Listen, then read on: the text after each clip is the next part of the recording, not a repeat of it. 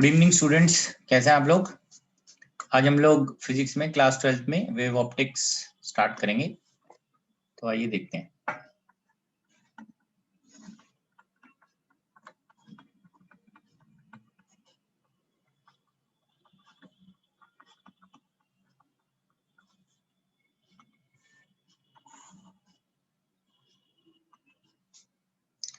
तो wave optics में कुछ टॉपिक्स हैं जो मैं यहाँ पे लिस्ट कर रहा हूँ। तो देखते हैं। वेव फ्रंट से पहला टॉपिक, हाइगन्स प्रिंसिपल दूसरा topic,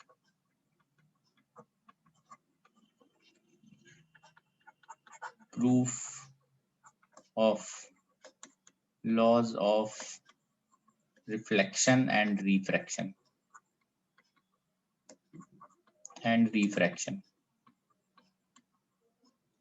then interference,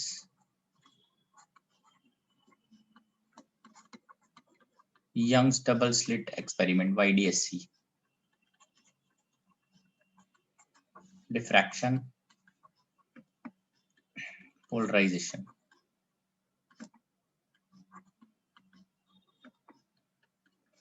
Then this is resolving power of instruments.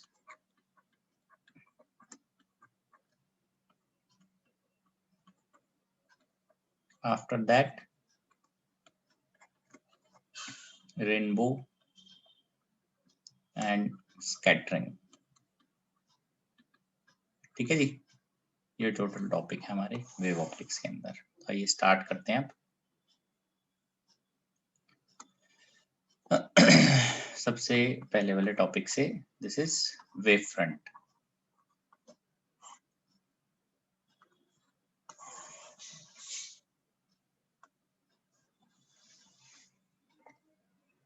So wave front के लिए हम क्या डेफिनेशन देते हैं? It is locus of all the particles that are vibrating in same phase. Locus of all particles, of course, in a medium that are vibrating in same phase. क्योंकि same face में vibrate कर रहे हैं, वो सब मिलके wave front बनाते हैं। Front of wave that are vibrating in same phase. ठीक है। Then this is type of wave front. Type of wave front. सबसे पहला जो wave front है, that is spherical. Spherical wave front.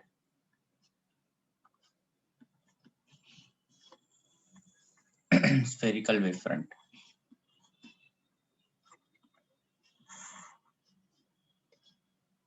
It is developed, formed using a point source.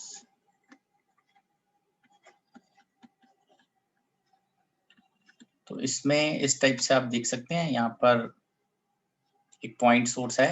This is first wave front, primary wave front formed. फिर ये आगे बढ़ता जाएगा ऐसे। ठीक है जी, ये हो गया spherical wave front point source के लिए। Then we talk about second, which is cylindrical wave front.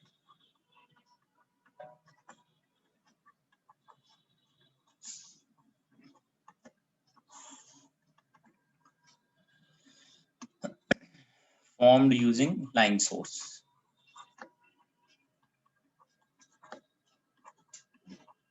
एक पॉइंट सोर्स से बनता है और एक लाइन सोर्स से फॉर्म होता है। इसके अंदर क्या है, एक लाइन है, ये सोर्स की तरह एक्ट कर रही है। After that this is cylindrical formation.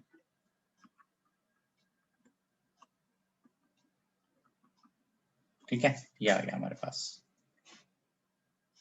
Then third is plane wave front. Plane wave front कैसे हम डिस्कस करते हैं? जब भी कभी spherical and cylindrical wave fronts becomes too far from the source, then a part of them act as a plane wave front. तो हम लिख लेते हैं when spherical and cylindrical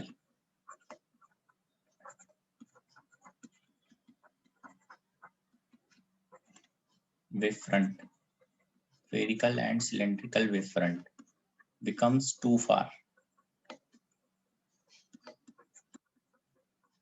from a source, then part of them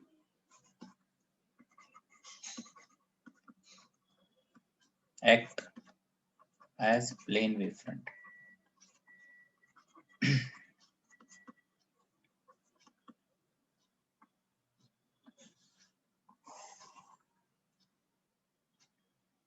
ठीक है,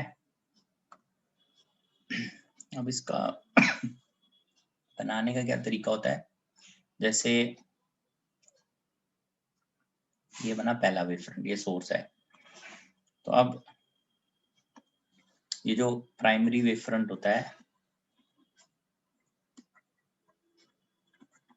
इस पे हम पॉइंट्स मार्क करते हैं और उन पॉइंट्स को सोर्स मान के हम एक सर्कल ये ड्रॉ कर लेते हैं।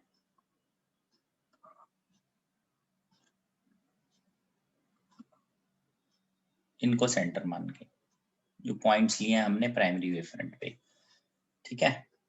और इनका जो फ्रंट है उसको हम अगर उसका ज्वाइन कर दें, उनका locus, this is next wavefront.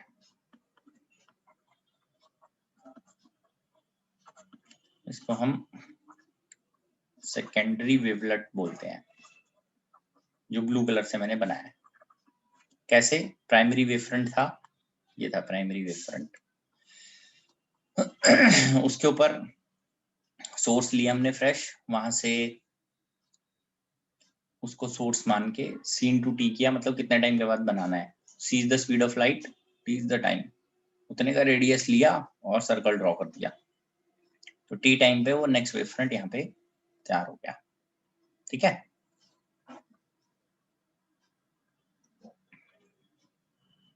हाँ जी सर, ये जो आपने ब्लैक डॉट्स बनाए हैं, ये नए सोर्स हैं? ये नए सोर्स है, फ्रेश बने हैं। और सर, जो आपने एक बीच में डॉट लगा के छोटा सा एस लिखा है, ये फार अवे वाला सोर्स है? हाँ, वो ओरिजिनल सोर्स था, उसके बाद उससे आगे बढ़ के एक वेवफ्रंट तैयार हो गया, उस वेवफ्रंट से तैयार हुआ। Okay sir, okay.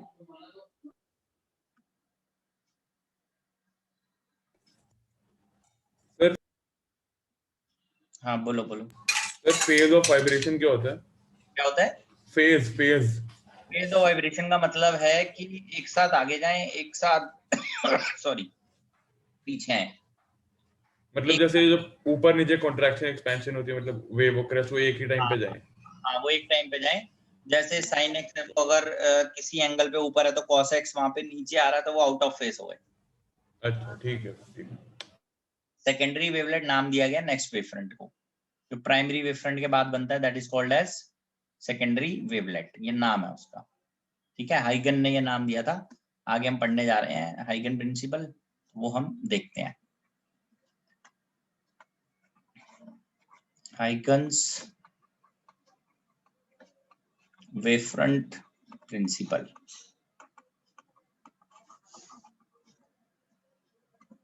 Huygens wavefront principle ये क्या कहता है? सो अकॉर्डिंग टू दिस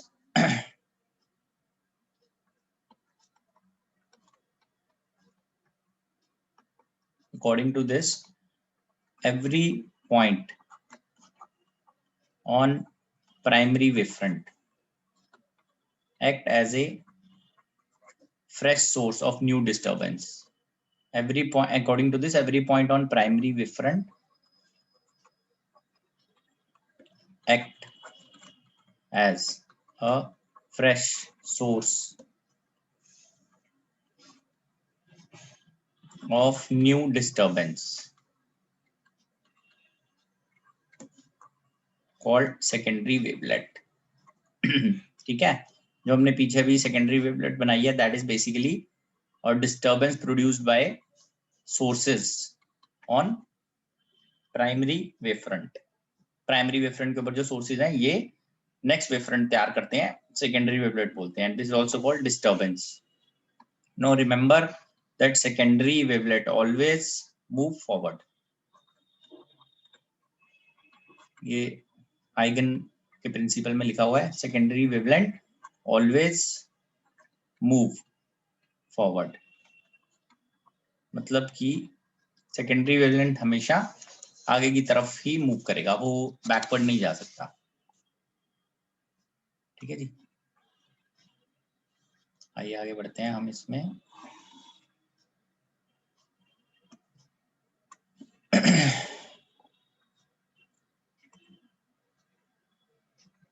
सी जो सेकेंडरी होता है that is always written as wavelet.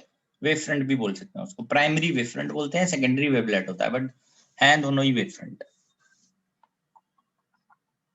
Proof of law of reflection using Huygens theory.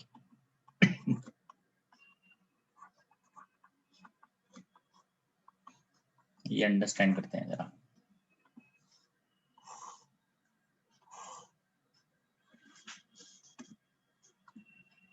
आइए अब इसको देखते हैं।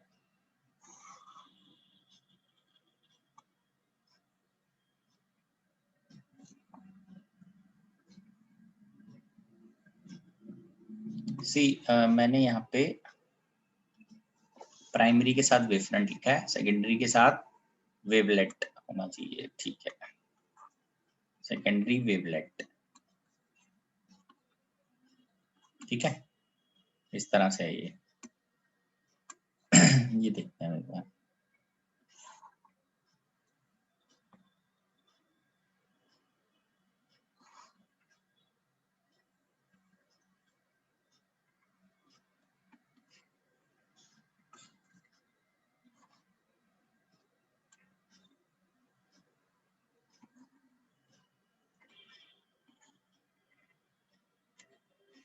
ये इस टाइप से हम दिखाते हैं एरो से।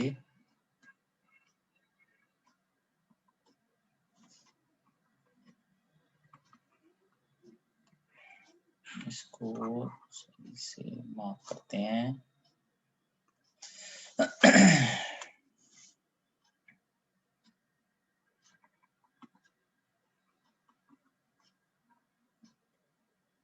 सही से नहीं आ पा रहा है।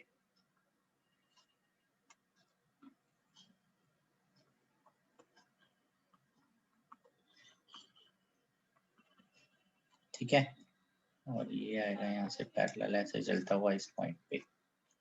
उसके बाद ये यहाँ से मूव करता हुआ यहाँ आएगा, ये मूव करता हुआ यहाँ आएगा, और हम इसको रिफ्लेक्टेड में ऐसे शो करेंगे यहाँ से।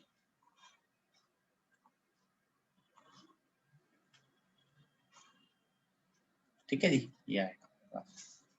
अब इनको अंडरस्टैंड करते हैं, इसका मतलब क्या है। नेमिंग करते हैं, this is A, this is B, this is A dash, this is B dash. So AB is primary wavefront, या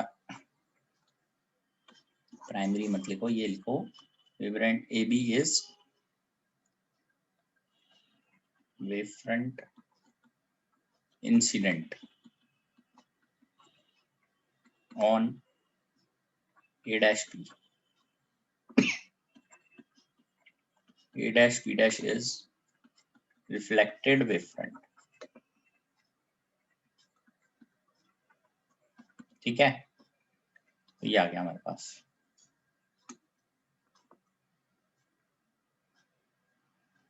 ये आ गया हमारे पास I, और इधर से ये भी I है। ठीक है, ये यहाँ से R, ये वर्टिकल के साथ आ गया R रे का, ये इंसिडेंट रे का वर्टिकल के साथ I, ये रिफ्लेक्टेड रे वर्टिकल के साथ R। Incident ray, reflected ray. ठीक है जी, ये 90 डिग्री में है सारे इस पे। अब इसमें हम करते हैं given A B equal to A dash B dash, ये वेव फ्रंट का फेस है, ये इक्वल है। और to prove angle I equals to angle R, Huygen principle को यूज करके, एंड ये नेमिंग करते हैं यहाँ पे बी सी, फिर ये है D, this is C dash. Next proof है C D plus D C dash is equal to A dash. ठीक है।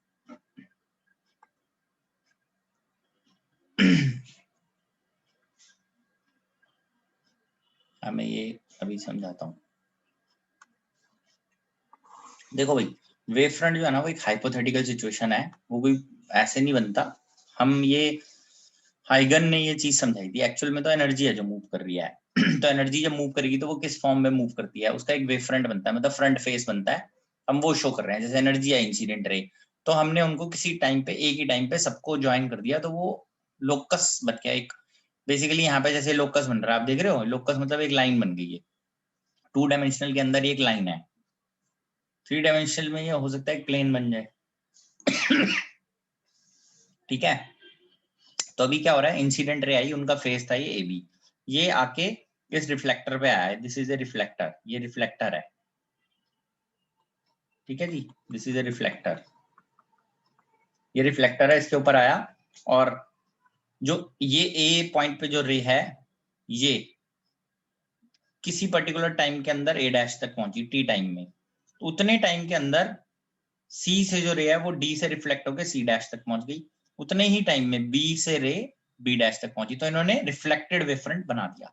इधर बी पे रिफ्लेक्शन हो रही है, सी की रिफ्लेक्शन डी पे हो रही है, और ए की रिफ्लेक्शन ए डैश पे हो रही है, तो एक नया वेव फ्रंट तैयार हो गया, this is called reflected wave front. ये इंसिडेंट वेव फ्रंट है जो ए बी है, A B is wave front incident on A dash B, और ए डैश बी डैश जो है that is A reflected wave front. तो prove आपको क्या करना है, जो angle made by this ray with the vertical है आई, और जो यहाँ रिफ्लेक्टेड रे का है विद द वर्टिकल आर, ये दोनों बराबर है, ये हम लेते हैं ना आई इज इक्वल टू आर, तो वो हाइगन प्रिंसिपल से करेंगे। अब ये रिफ्लेक्टर है ए डैश बी, और दूसरा C D plus D C dash must be equal to A dash, ये होना चाहिए। तो यहाँ पे हम स्टार्ट करते हैं पहले प्रूफ। ठीक है बेटा, सेकंड जनरली नहीं पूछा जाता, बट आपको आइडिया होना चाहिए इसका भी, फर्स्ट ही पूछा जाता है वैसे तो। Triangle, in triangle A B A dash and triangle B dash A dash B, इसके अंदर B A dash equal to B A dash, this is common, ये तो कॉमन है दोनों में। ए बी जो है that is A dash B dash, this is given, face जो है उन दोनों का वो सेम है, and angle A equals to angle B equals to 90 degree, this is also given, क्योंकि रेज जो है वो 90 डिग्री पे आती है फेस पे। तो by RHS congruency triangle A B A dash, triangle B dash A dash B, ठीक है जी, ये दोनों ट्रायंगल कॉन्ग्रुएंट हो गए, देयरफॉर इनके जो इंटीरियर एंगल जो है जो कॉरेस्पॉन्डिंग, जैसे आई और आर बनेंगे तो आई और आर भी इक्वल हो गए, that is called as C P C T, congruent part of congruent triangles. ठीक है, ये हमने किया है फर्स्ट पार्ट प्रूफ। अब हम सेकंड पार्ट के लिए कंस्ट्रक्शन करेंगे इसके अंदर, वो कंस्ट्रक्शन ये है। यहां से हम एक परपेंडिकुलर ड्रॉ करते हैं इधर, दैट इज डी, ठीक है, और नेक्स्ट पे जाते हैं to prove part 2।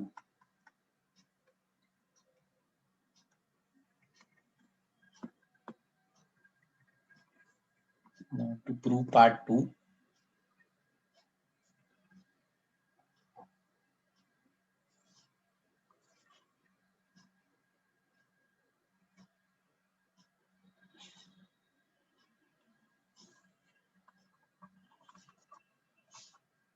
To prove part 2 एक कंस्ट्रक्शन है, हम उसको देख लेते हैं।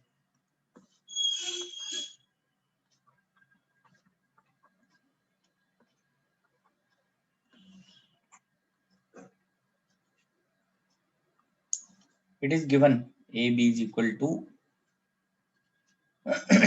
this is AB is equal to A dash B dash, तो given था, फेस दोनों के सेम है। Draw DE perpendicular to AA dash, DE perpendicular to AA dash, ठीक है, ये आ गया। फिर से प्रूव करते हैं हम अब। AE is equal to CD, ये देख लीजिए, AE is equal to CD, ये तो है क्योंकि परपेंडिकुलर है। इन ट्रायंगल देखिए DE A dash and DC dash A dash, देखते हैं ये दो triangle DE A dash and triangle DC dash A dash, ये देखिए दो ट्रायंगल जो हम यहाँ पे बात कर रहे हैं, DE A dash DC dash A dash,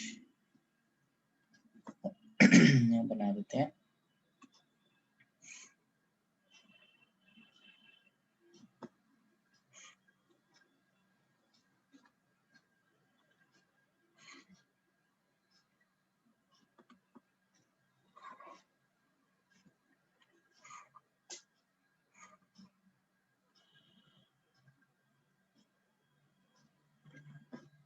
ठीक है, या क्या DE A dash, DE A dash, फिर DC dash A dash, ठीक है, ये है क्लियर। अब ये दोनों ऐसे बन गए तो ये एंगल भी हमारा आई हो गया ना, ये एंगल आई है, ये एंगल आर है, ठीक है। तो इन ट्रायंगल्स के अंदर angle i is equal to angle r already proved. Now DA dash is equal to DA dash. This is already a common. Angle E ये 90 डिग्री पे है यहाँ से, और ये भी, ठीक है जी, ये इस तरह से गिवन था। Angle C dash is equal to 90.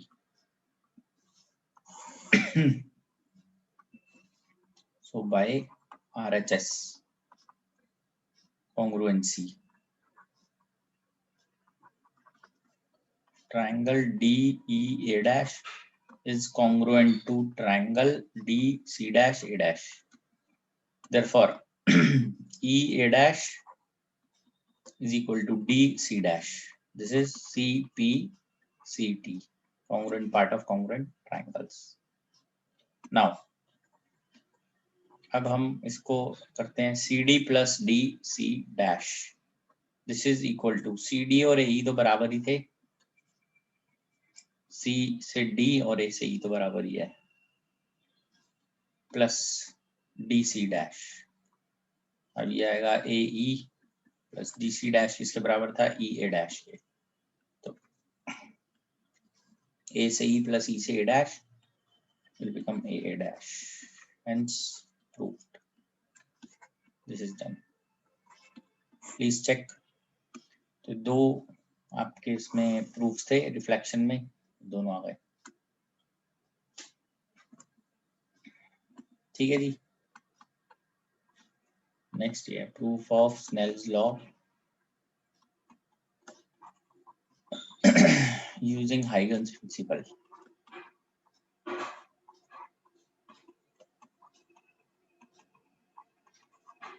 देखिए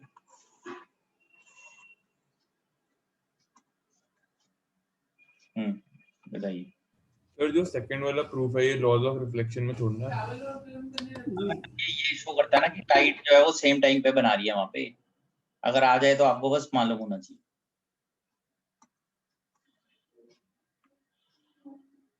सर प्रीवियस पेज पे एक बार डायग्राम दिखा दो, उससे कुछ डाउट था सर। इसमें जो एंगल बी पे दो आपने आई एंगल्स बना रखे हैं, दोनों इक्वल कैसे करे आपने? ये देखो, ये इंसिडेंट रे है, ये नॉर्मल है। इंसिडेंट रे जो है वो एबी के परपेंडिकुलर है और नॉर्मल के परपेंडिकुलर हॉरिजॉन्टल है। दो लाइंस के बीच का एंगल जो है ये 90 डिग्री भी तो है ना, ये तो ये 90 यस नहीं हो गया, फिर ये 90 है तो आई बन गया अपने आप। Okay sir, okay okay. ठीक है, ये इसको देखते हैं, स्नेल्स लॉ का प्रूफ है। ये इंटरफेस है और ये हम यहाँ पे बनाएंगे। फर्स्ट जो है ये प्राइमरी वेव फ्रंट, जो इंसिडेंट वेव फ्रंट है वो है। फिर ये है हमारा रिफ्रैक्टेड वेव फ्रंट दूसरे में। ठीक है।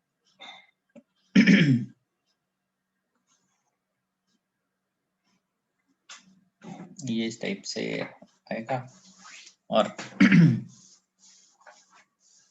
यहाँ पे ये रेडी ऐसे, ये हम देखते हैं, इसको आप ऐसे शो कर सकते हो पीछे से।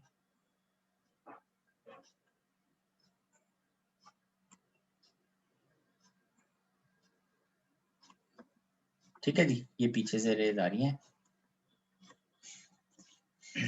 ये फर्स्ट वेव फ्रंट था, ये रे इधर से, इसको थोड़ा सा शो करना पड़ेगा चेंज होके।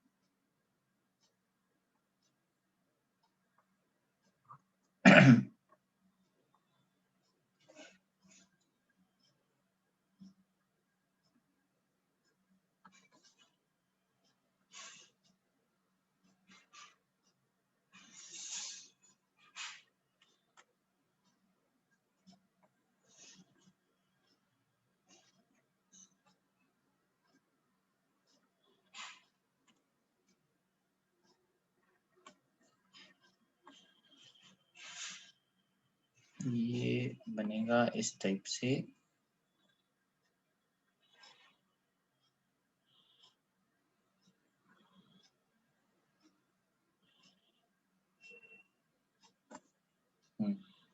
और ये आएगा यहाँ रिफ्लेक्ट होके, ये रे ऐसे आएगी यहाँ पे रिफ्रैक्ट होके। ठीक है जी, ये आ गया हमारे पास।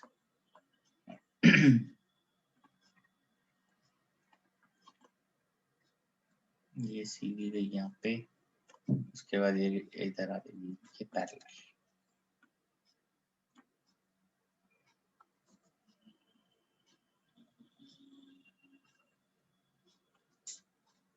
ठीक है, ये नेमिंग करते हैं इसकी। दिस इज ए बी, ये हो गया आई। वर्टिकल के साथ भी इंसिडेंट रे का क्या बनेगा, I. This is A dash, this is B dash. ठीक है जी, ये है μ1 मीडियम, ये है μ2 मीडियम। ठीक है, μ1 मीडियम में A B incident initial wave front है। ऐसे लिखते हैं, A B is wave front in medium 1, medium refractive index μ1, a dash b dash is wave front in medium μ2। ठीक है, ए बी से रेज आई तो ए से पहले रे ए डैश तक पहुंची और फिर बी से बी डैश तक पहुंची। उसके बाद ये इसको बीच वाले को ले लेते हैं, सी से सी डैश, बीच में डी पे आई और फिर डी से सी डैश तक पहुंची, सी से डी, डी से सी डैश। तो इसके अंदर हमें एक खास चीज मालूम है, प्रूफ इसके अंदर हमें जो करना है, स्नेल्स लॉ प्रूफ करना है। Time taken for A to A dash, ये है time taken by light to move from A to A dash, और ये है टाइम बी से B dash is equal to time taken by light to move from B to B dash। ये time same होना चाहिए, क्योंकि अगर ये टाइम सेम होगा तभी ये वेव फ्रंट तैयार होगा। A B initial wave front था μ1 मीडियम में, और जैसे ही रिफ्रैक्ट होकर रेज पहुंचेंगी यहाँ पे तो ये ए डैश बी डैश तैयार हो जाएगा। तो जब सेम टाइम पे पहुंचेंगी तभी तैयार हो पाएगा। तो therefore T A dash must be equal to T B B dash. तो टाइम के लिए हम ये लिखते हैं A dash distance by C1 speed in medium 1, this is B B dash speed in medium 2, this is 1। ठीक है जी। अब यहाँ पे हम इनको ड्रॉ करते हैं एक बार ए बी और ए डैश को।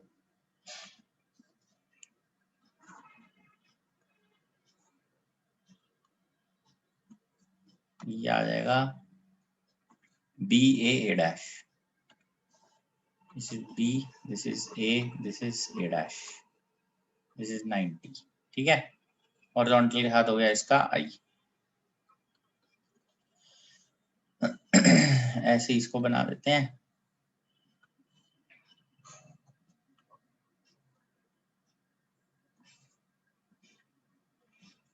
बी बी डैश होता,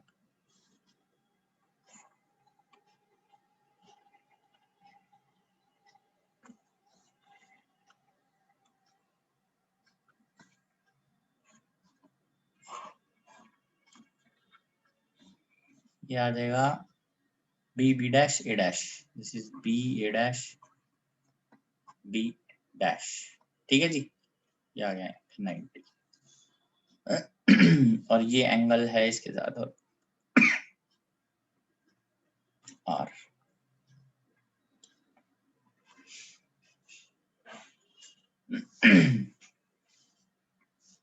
ठीक है, इस तरह से आप इसको बना सकते हैं।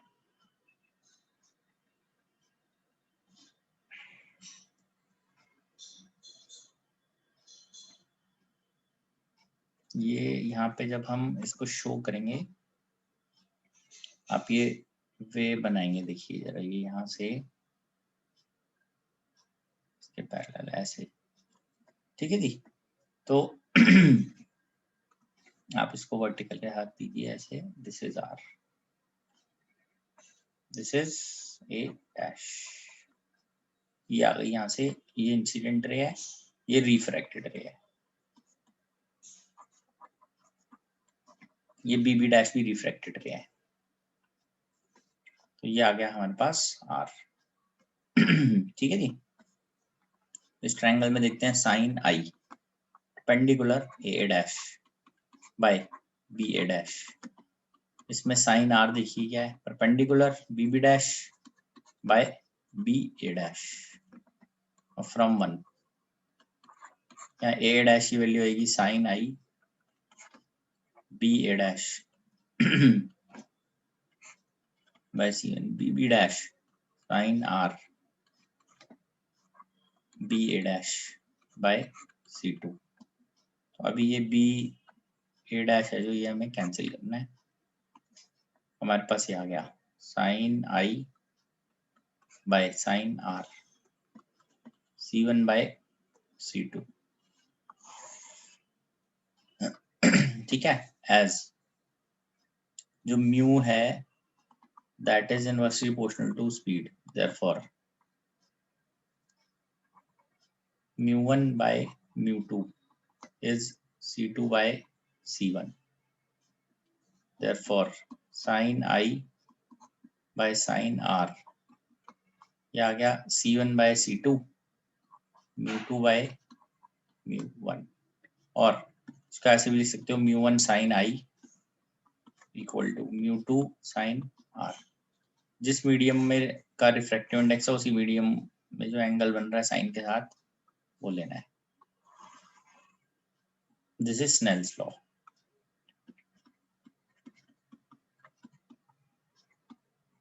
ठीक है जी।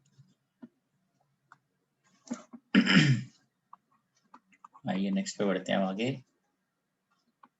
चेक कर लीजिए इसको आप। मैं नेक्स्ट क्वेश्चन लिखता हूँ। Light waves are traveling in vacuum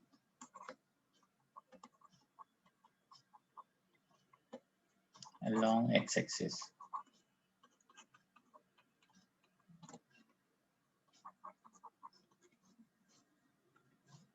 Light rays are traveling in vacuum along x-axis. Which of following equations may represent the wavefront?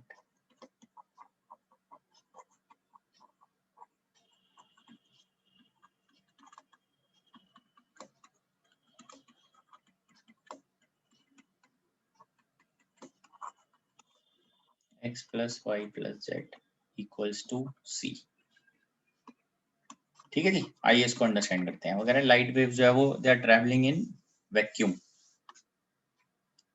Light waves move कर रही हैं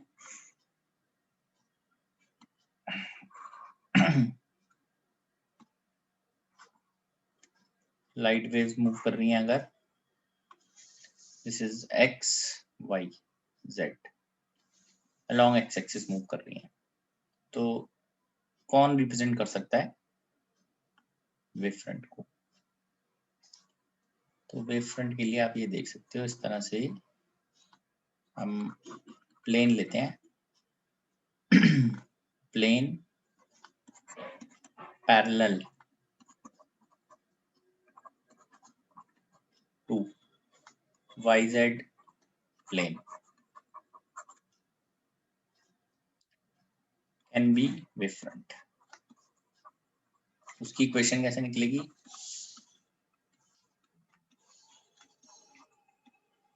Equation of above wavefront is x is equal to constant, x is equal to c।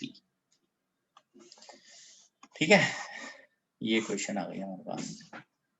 Therefore option A is correct। ये है clear.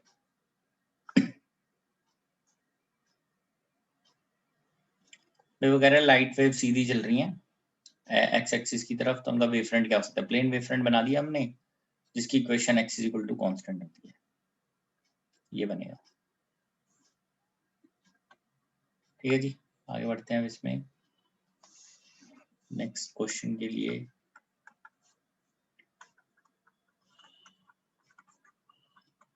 The refractive index of air is 1.0003। ठीक है, the thickness ये लेना पड़ेगा इसके अंदर, ऐसे गिवन है तो the thickness of air column which will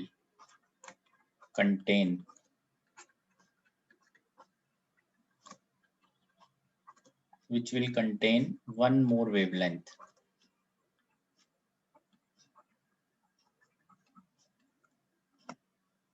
of yellow light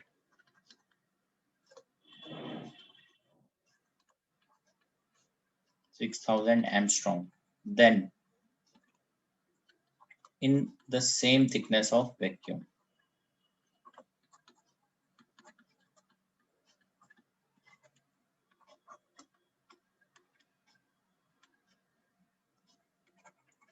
This is 2 mm, 2 centimeter, 2 meter, 2 micrometer। ठीक है, आइए इसको अंडरस्टैंड करना है हमें। अब इसमें एक चीज का ध्यान रखेंगे हम कि जो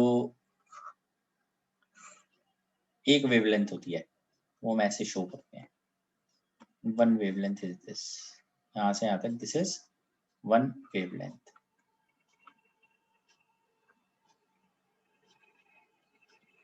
ठीक है, ये वन वेवलेंथ है, दिस इज लैम्डा, एक वेवलेंथ है ये।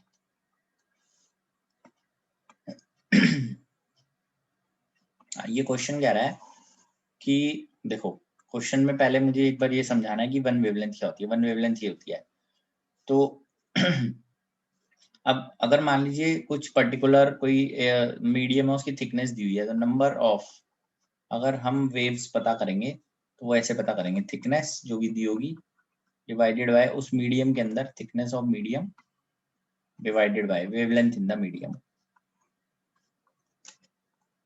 वेवलेंथ इन मीडियम, जो भी वेवलेंथ आएगी मीडियम में।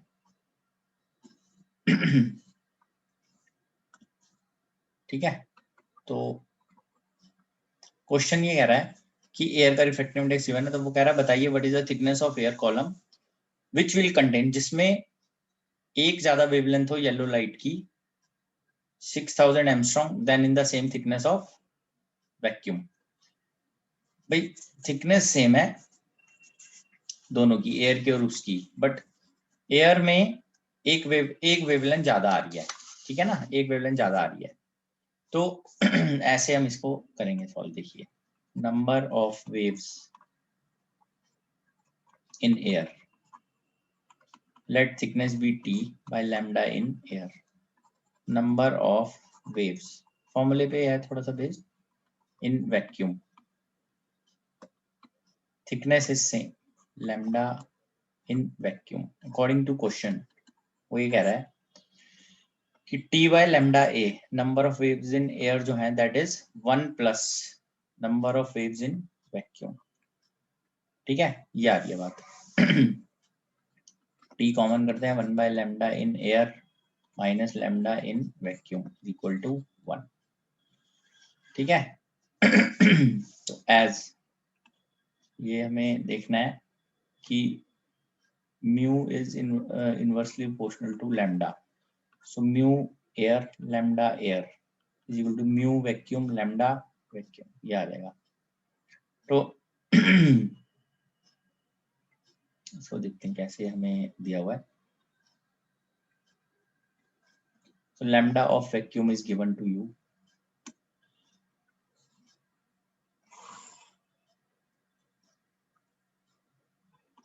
as lambda of vacuum is this 6000 Armstrong. Therefore, mu air lambda air mu vacuum lambda vacuum, mu air कितना है 1.0003 lambda in air, mu vacuum का 1 है, lambda of vacuum है 6000 Armstrong, lambda in air 3 Armstrong। Therefore, from 1 t आ गया 1 by lambda a 1.0003 by 6000 minus 1 by lambda v, this is 6000। ये आएगा 1 by Armstrong equals to 1, t आ गया 1.0003 minus 1 6000 Armstrong, नीचे 1, thickness is 6000 by 1.0003 minus 1, 6000 by 0.0003 Armstrong, thickness आ गई 6 into 10 की power 3 into 10 की पावर 4 by 3, एमस्ट्रॉन्ग होता है 10 की power minus 10 metre.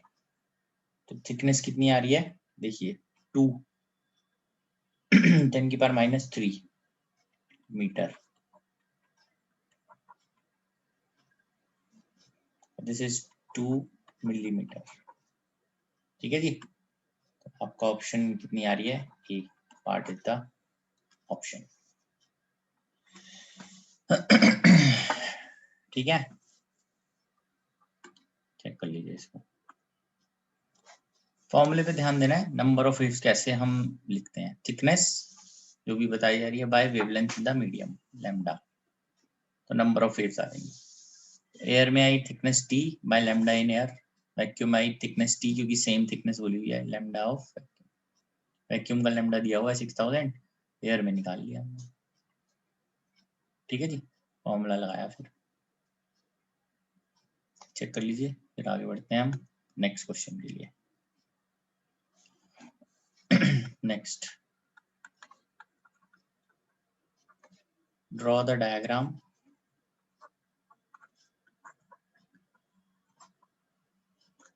To show the behavior of plane wavefront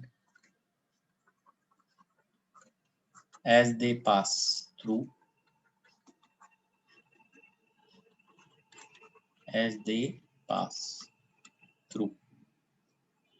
number 1 thin prism. Prism से पास करने के बाद कैसा उसका बनता है वेवफ्रंट? Thin convex lens.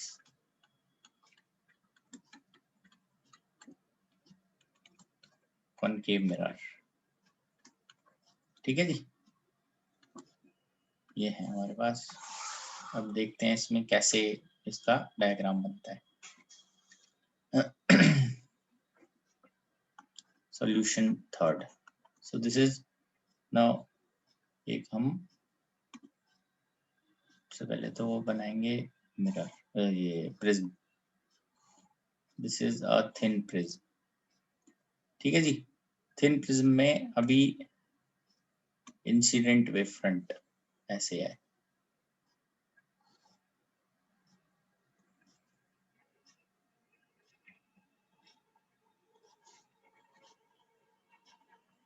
या इसको ऐसे दिखाते हैं हम, लाइट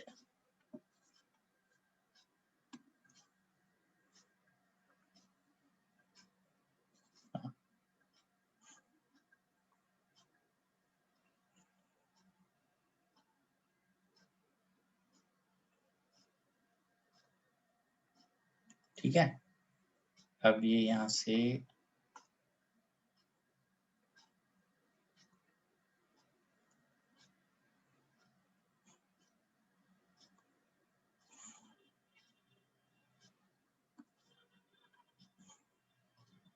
इस तरह से. तो अभी इसमें इंसिडेंट देखिए कैसे था वेव फ्रंट. ये था वेव फ्रंट इंसिडेंट, और ये आ गया reflected, refracted, sorry, refracted wave front. ठीक है जी.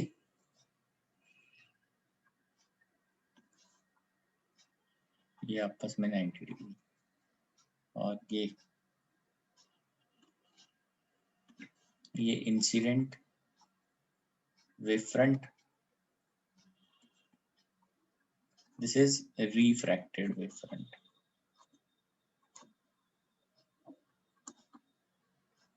ठीक है. फर्स्ट. सेकंड, कॉन्वेक्स लेंस का.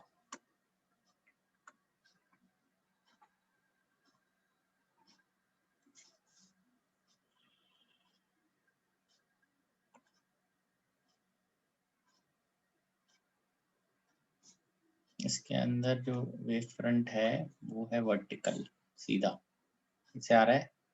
और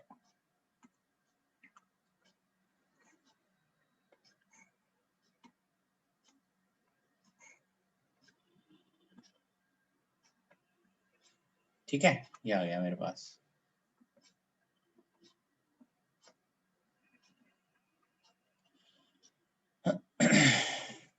रिफ्रैक्ट होने के बाद ये ऐसे जाएगा.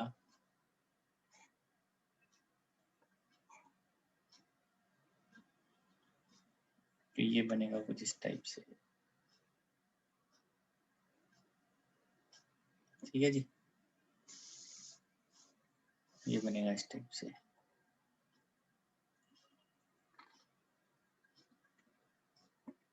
This is incident wave front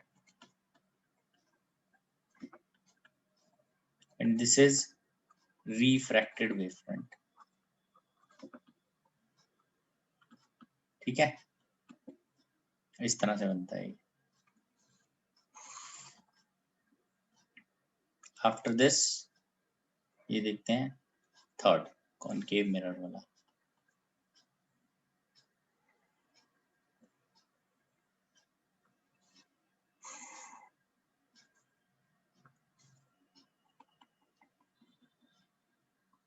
ठीक है.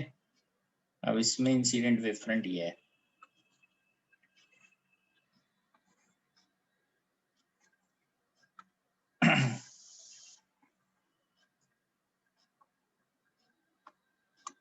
कर्व इसलिए क्योंकि 90 डिग्री पे आना चाहिए ना रिफ्रैक्टेड रेस पे, ये इंसिडेंट रेस थी, इन पे परपेंडिकुलर था ये, ठीक है। फिर उसके बाद ये कर्व रेज ऐसे मीट करती हैं, इसमें कन्वर्ज होती हैं, तो ऐसे बनेगा ना परपेंडिकुलर। अब इसके अंदर भी ऐसे ही सिचुएशन है,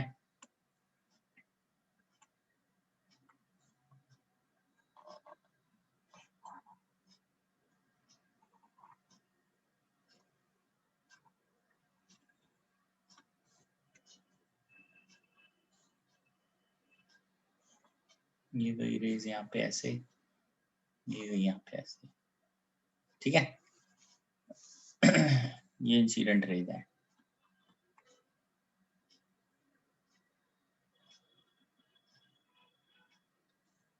उसके बाद ये रेज यहाँ पे इस तरह से आएंगी,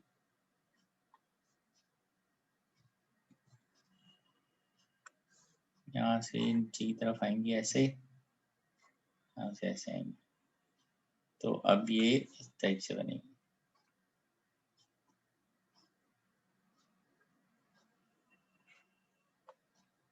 ठीक है।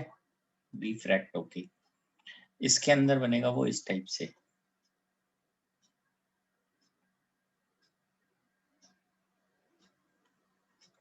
ठीक है।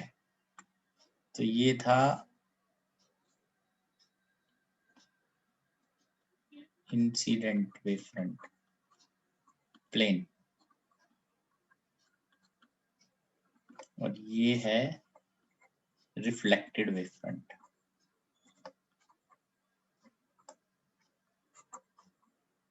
ठीक है जी। रिफ्लेक्ट होने का क्योंकि रिफ्लेक्टेड रे से बनता है वो,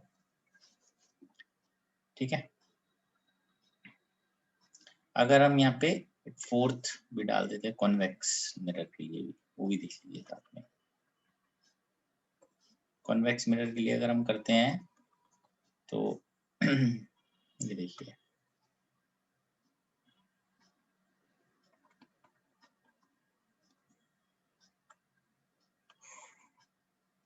ठीक है।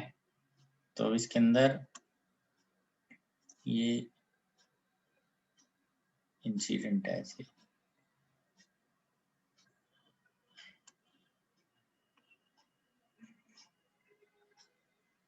ये ऐसे जा रहा है, ठीक है। तो यहाँ से ये इधर जाएगा इस टाइप से,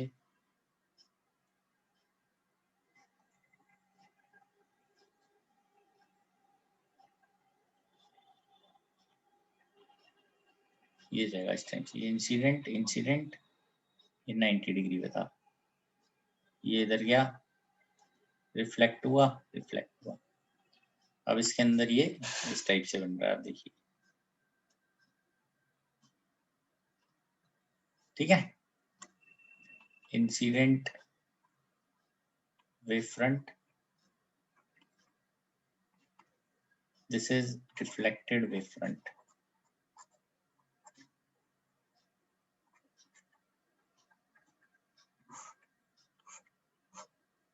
ठीक है जी। प्लीज चेक कीजिए इसको, और आज के लिए बस हम इतना ही करेंगे, बाकी इससे आगे नेक्स्ट क्लास में बढ़ेंगे, इंटरफेरेंस से स्टार्ट करेंगे।